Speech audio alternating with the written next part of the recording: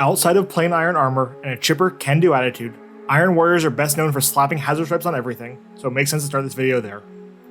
Over my black primer, I layer on Tamiya 2mm masking tape in the pattern I want.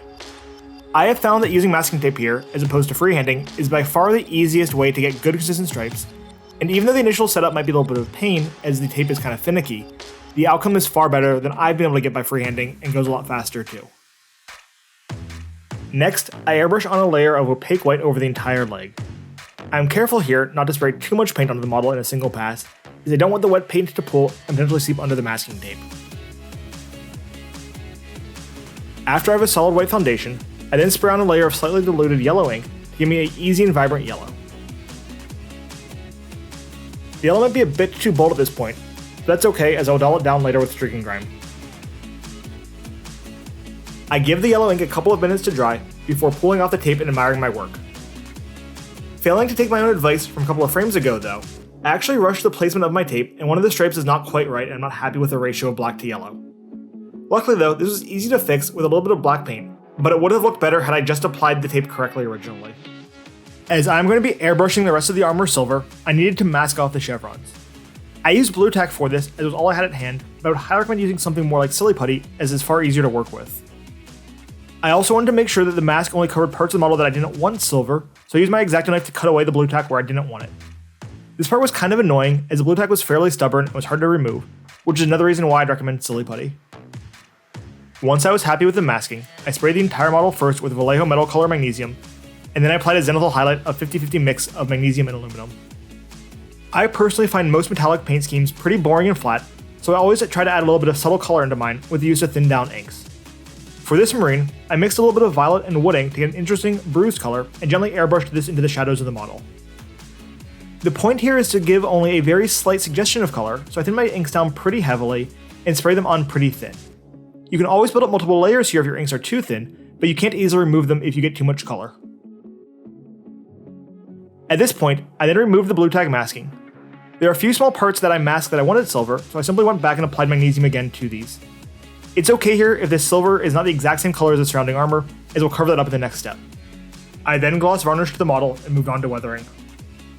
So, originally I had just used a burnt umber oil wash on this model to make it look a bit more grimy, but I didn't really like the appearance it gave, so I went over the entire thing again with some streaking grime. For anyone who has not used the grime before, it's an enamel-based wash that you apply over the entire model and then remove the grime once it's dry in a kind of reductive painting process. Here I brushed it over the entire model, as I don't like the fumes it gives off when airbrushing, but you absolutely can apply this via an airbrush, just please wear a mask. Next, I give the model a blow with my hairdryer, as I want to make sure that the enamel paint is fully dry before I start to wipe it away with a makeup remover sponge. The goal here is to almost buff off the majority of the enamel paint, leaving just a slight brown sheen over the armor and in the recesses of the model. You can also use a brush here moistened with mineral spirits in a downward motion to create streaks actually, such as I did here on the legs and chest. This part takes a little bit of practice, but you'll get the hang of it in no time and will give some really cool texture to your model. After I'm happy with the enamel wash, I once again varnish the model to prevent the enamel from rubbing off. I actually do two passes of varnish here though, with the first being Vallejo matte varnish over the entire model, and then a more targeted spray of aka ultra matte varnish over the leg. I do this because the Vallejo matte varnish is actually fairly satin, and I like how it looks for metallic schemes, but I still want the non-metallic parts of the armor to be really matte. Next, I move on to the gold trim of the shoulder pads, but I do something a bit different here than normal that I think you'll find interesting. You see, I have a bit of a chip on my shoulder about how Games Workshop teaches us all how to paint metallics, so I'm trying to break out of that mold.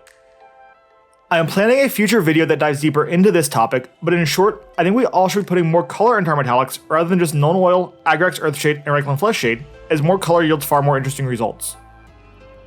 For this model, I wanted a cold and slightly tarnished look fitting for the Iron Warriors, so I started off with a base coat of Scale 75 Necro Gold, and applied a rough highlight of 50-50 mix of Necro Gold and Peridot Alchemy. As I'll be using shades in a second, I'm not too concerned about getting the perfect highlight, and more concerned about just applying a little bit of contrast, as the shades will even out any mistakes here. Next, I glaze the entire trim with Athonian Camoshade. The goal here is to get an even layer that tints the gold slightly green to give it a tarnished appearance, but isn't too heavily applied that the Camoshade pools and leaves behind obviously green patches. After the Camoshade is dried, I next apply another glaze of Magos purple contrast paint in the same way.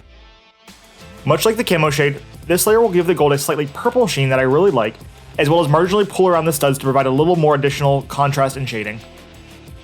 For the last step of the gold, I edge highlight with Peridot Alchemy to both give the gold some tonal definition at the edges, as well as bring back some of the metallic luster that we lost with the shade and contrast paint previously. For the eyes, the first step is to paint the eye and the surrounding areas white. I use white here first, as the fluorescent paint is fairly transparent and is going to look far better over a white undercoat than whatever color you already had on the model. I also make sure to paint the area on the helmet right below and right above the eyes white here, and it'll become apparent why in a second. Next, I paint fluorescent red over both the eye lens as well as the surrounding area, making sure to paint a little more of the helmet than I painted white previously. Because the fluorescent paint is transparent, it will look the most intense where it's layered over the white, and will gently blend into the rest of the helmet where it's applied over the base armor color, giving the appearance of a red light being the most intense closer to the eye, and gradually diffusing over the rest of the helmet. I had to use 2 layers at this step to get the vibrant red color I was looking for, but I think it's worth it as it really pops. Unfortunately, there is not a ton of definition in the lenses yet, and they look kind of flat after the fluorescent paint step. So I grab some Carroburg Crimson and gently tap my loaded brush onto each of the corners of the lenses. The shade should naturally flow off your brush into the recesses of the lens, and provide some really good shading that would be hard to get otherwise. You want to be careful here that you don't flood the lens though, and the bright fluorescent paint from the previous step is still visible in the center. At this point, the lenses are looking pretty good, and you can stop here if you're happy with the result. If you really want to push the glowing effect though, all you need to do is re-highlight the very center with white again, and then paint a final layer of your fluorescent color over the white highlights. All that's really left to do now is the bolter, which I do rather simply by painting the casing black and edge highlighting it with anthracic gray. For the silver parts on it, I kind of phone it in and go against my previous rant on using known oil, by painting them first with heavy metal and then just washing them with known oil. After attaching the model to my base and applying a little bit of weathering powder around the feet, the model is done and ready to pull a Mr. Gorbachev. If you like this video, please make sure to smash that like button down below so we can trick YouTube into sharing with more people and possibly getting a few more 4th Legion converts. Thanks for watching, and hobby on.